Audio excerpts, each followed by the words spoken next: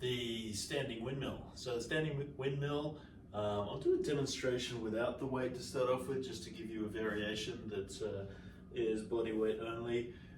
So for this one, it's a lot of thoracic rotation, so turning your spine and twisting your spine. The setup is you're going to be 1.5, maybe 2 shoulder widths apart. You're going to have one foot turned out to the side. You're going to reach up and overhead with one side, and then the other side is going to be reaching down or sliding down towards the floor along this turned out foot. So down you go. So everything stays pretty straight. Arms stay straight, legs stay straight. The hip will shift slightly to accommodate, and then you're just coming down with this rotation thing happening through the spine, coming back up.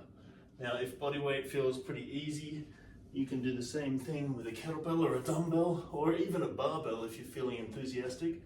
You're gonna reach up overhead, same thing, squeezing right up high. Your aim is to get your sternum rotating up towards the ceiling.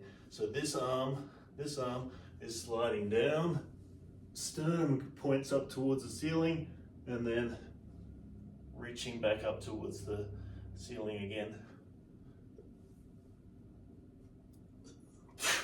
Breathing, so breathe in, hold, breathe out. Breathe in, out. So really important for that one, for the breathing, you're holding the breath from the standing position to the bent position, and then as you're coming back up, that's when you're breathing out. So again, it's bracing through the core, sliding down, and now breathing out on the way up. So that one is the standing windmill. Obviously, do both sides.